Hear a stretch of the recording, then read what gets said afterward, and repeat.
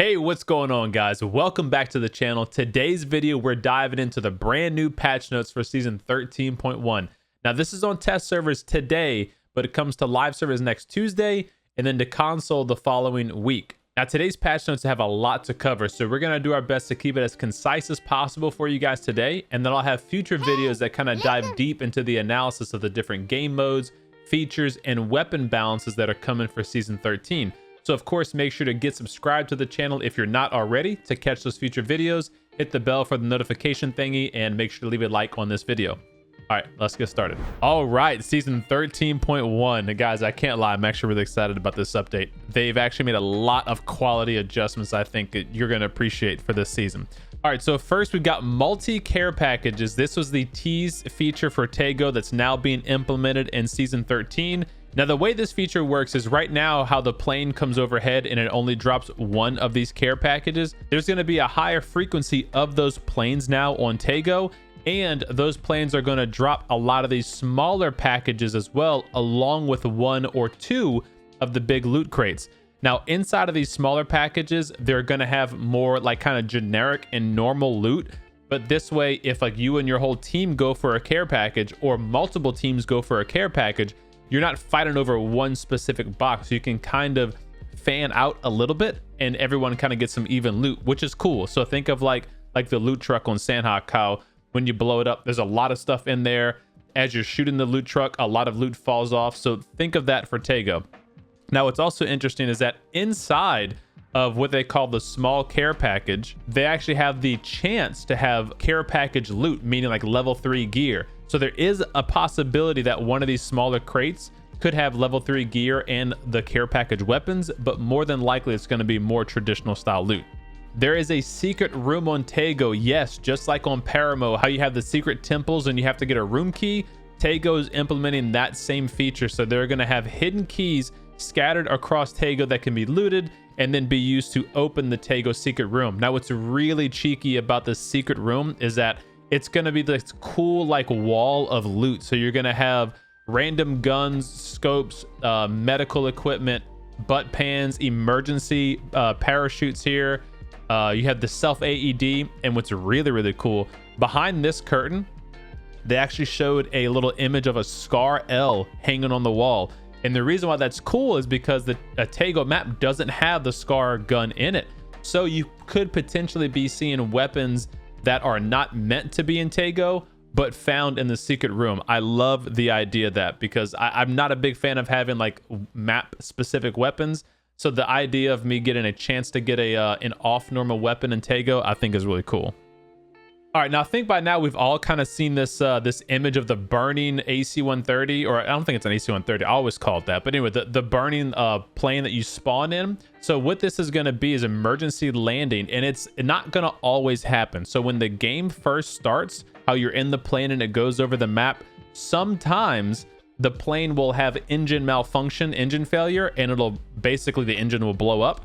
And it'll start to go down. So like right now, the plane goes a steady path all the way across the map. But what could happen, and this is not going to always happen, what could happen is the plane starts here in this path, and then boom, the engines blow up, and then the plane starts doing this, and it starts going down. So it forces everyone to have to jump out prematurely because it won't go to the full distance across the map.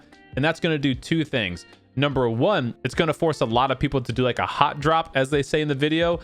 And it means that if you stay in the plane all the way until the plane is about to not crash, but get really low, it'll force you out of the plane and you take 50% damage. What needs to be tested here is if the plane forces you out at 50% damage, how low does it force you out of the plane? And the reason why I ask that is because it might actually be quicker to stay in the plane, have it force you out and drop out really low to the ground. That could be a way to get down faster. Like I said, more testing will be done on that. They've got some item changes to Taego, so they've increased the self AED by 37%. Now, for those who don't know, self AED is the self revive. I have a whole video outlining what it is, how to use it, and all that kind of good stuff. I'll link that video up top or down below. They've decreased stock attachments, so like tactical stocks, cheek pads, Uzi stocks. They've also decreased stun and Molotov, stun grenade by 14%. That seems a little bit too significant in my opinion, but we'll see how that plays out. Then they added the new items, emergency pickup. That's the one where you put on the ground and four people can attach to it and the plane picks it up. They've added C4 and they've added spike traps. No word on glider, decoy grenade, or Panzerfaust being added yet, so we'll see how that goes.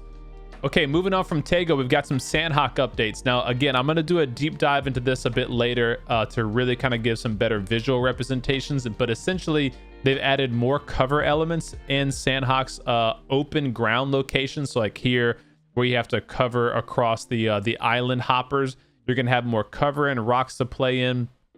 They've changed the location of the temple at the top of the mountain, so they've moved that a little bit. They've added more cover, so it's not like this just wide open, you know, you're going to get shot no matter what you do coming down the mountain scenario. And then they've adjusted the angles of some of the rocks so that you don't slip and fall off of them so easily, and then removed some cliffs and added more cover. So should be all in all good changes to Sanhok. I don't think it's going to be any game changing though. Okay. All right, map rotation. Now this one is going to strike a nerve with some of you, and for fair enough reasons. So this is applying to normal matches, not ranked. Normal matches has Paramo removed, Karakin added to normal matches. So we're going to have Erangel, Miramar, Sanhok, Vikendi, and Karakin. We're going to have 5 maps in the normal queue, 3 small maps, meaning not 8x8 maps. And then Taego is still going to be a featured map for the remainder of season 13. I'll just leave that. All right, now on to the ranked section. I'm not going to go into a deep dive here. If you're really interested, I'll link it in the patch notes. You can go read it for yourself. But essentially, they're just reiterating that you're going to get ranked rewards in season 13 for how you did in season 12. So that's kind of how they do it. They give you rewards based on the previous season as you're playing the new season. So you can show off, I was level 500 or above or whatever. There's going to be rewards like parachute skins, nameplate emblems, little medals and rewards, those sorts of things.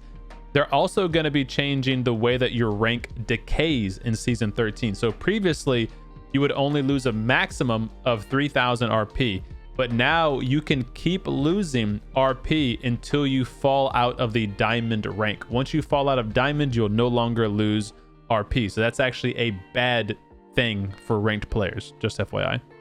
Okay, now this is the important one. Weapon balance update here, guys. This is... I honestly don't know what to think of this yet. It's too soon. I'm split. So let's jump into the details. Sniper rifles have increased muzzle velocity, flatter bullet trajectory, meaning the bullets don't drop as much, decreased drag, and increased damage coefficient at long range from 0.9 to 0.95. That's going to be on all the bolts. So the Kar 98, the Mosin, and the M24, not on the Winchester. They've also decreased bolt action delay, increased the bolt action speed, made a faster transition to scoping after bolting, so to re-ADS after you just bolted and rechambered around, and increase the rate of fire. This is a really good change to bolt action rifles because they've been in a weird spot for a while where they were really only beneficial for solo gameplay because you could one-shot, your enemy and kill them. But for duos and definitely for squads, DMRs was reigning king for sure. So this is going to put Bolt in a much better position, and more testing, of course, will be done on this. However, at the same time, they've decided to put a nerf to DMRs. Not a huge one, but it is a nerf. They increased the bullet drop and reduced damage coefficient at long range for Mini, QBU, SKS, and SLR, and they decreased the damage coefficient for the Mark 12. So the Mark 12 doesn't have a increased bullet drop, but it does have decreased damage. Now again, I'll have to do some testing to really see how this plays out because I don't know what they mean by long range here. Are they talking like 200 meters long range, or are they talking like 400 meters long range where you're not going to be doing much killing at that distance anyway? So again, more tests in there, but I know this is going to piss off a lot of people having a nerf to the DMRs at the same time they're having a buff to the bolties. In terms of ARs, we got the QBZ and the G36 seeing a little bit of love. So QBZ has increased damage, so it now has 42, which is another 1 higher than previously. So it has 2 damage more than the M4 now, and it reduced horizontal recoil. That's going to make this one interesting on Sanhok. It really is. G36 also has slightly reduced horizontal recoil, but no increase in its damage. The DP28, they're trying to give this thing some more love. Bumped it up by 1 for damage. The M249, thank goodness, reduced horizontal recoil during extended sprays. So this really was a gun where you had to have a tactical stock and you really needed to be prone to shoot it properly at a long duration. Now they've reduced that horizontal recoil during those extended sprays, so that's good. My Pepe Bison is seeing a little buff. They increased the damage from 35 to 36. Nice. Just a little small tidbit. I think the PP Bison is one of the best sounding guns suppressed. I don't know, it just sounds really beefy for a little 9mm. I love that change. Love it or hate it, progressive weapon skins are back, and this time we have the SLR, the Buzzkill SLR. This is only going to be found in the contraband loot crate system. I have a full video explaining what that is, how to access it, how to get it for free. You don't have to spend real money, but of course you can if you want to get it quicker. I'll link that video down below or in the top of your screen. Make sure to go check that out. But this is the new skin here. Again, you're going to be able to get the gun by itself. You're going to be able to do different levels of adjustments, but in order to do that, you have to spend a whole lot of G-Coin or get really lucky and get enough cosmetic blueprints and that sort of stuff. They've added a new feature to PUBG. And okay, guys, this isn't a new feature. They put spray cans in PUBG, so you can spray on most surfaces. It's just okay. So UI improvements. The celebration begins for winners at match end and can be canceled with the match results screen displayed once the celebration is complete. This is where it goes like winner, winner, chicken dinner over the top of your screen, kind of like how they do in the esports mode. So it kind of hypes up the end screen a bit, you know, as opposed to just being like, you get the last kill and then boom, you sit there and then the stats, you know, kind of roll over the screen. So it'll give you a little bit something more to be excited about, which is cool. Now they've also made a nice change to the kill message improvement on screen, basically making it easier for you to see when multiple things are happening. So instead of it being like this, you killed person X here, and then if you killed someone else, it would just replace this message, so you couldn't really visually see if you got 2 kills back to back real quick. Now they're going to start stacking. So if you're playing against a squad, you're going to be able to see all the different squad names real quick right there as they start to disappear up here. This is going to better help you identify what just happened if there's a lot of stuff going on at the same time. This one is a big quality of life improvement, and I think it's going to get slept on. You guys need to make sure you're taking advantage of this. So the quick marker distance has increased. This is the physical ping that you put on the map. The increased distance from 300 to 1,000. So now you can literally ping a full big square, 1 kilometer, 1,000 meters, which is huge. It's available in solo modes, which is huge. And you can share vending machine locations with your squad using the radio message. I want to make sure you guys understand what this is. This is the little, not the horizontal soft color compass mark. This is the physical ping that will go on your map when you do it. This is beneficial for multiple reasons. Number one, if you're in solos, if you see an enemy, you can ping it and then continue doing something else and have that visual indication of where you last saw that enemy at, or the vehicle you saw, or whatever, instead of having to pull up your map and go to it. And you can do it at a further distance now. So if you have a long distance sniper battle, you can do a hard ping so your teammates know exactly who you're shooting at and where at.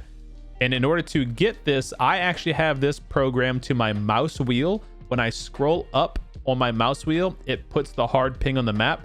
And you can do that by going to the settings, the button layout, go all the way down to the radio marker wheel.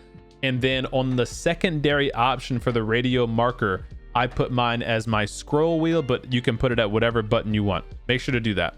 They've also increased the maximum number of waypoints from 4 to 6. So those are the little lines that you can put on the map to say like, hey, let's go here, then here, then here, then here. That's going to be really helpful for rotations and that sort of thing.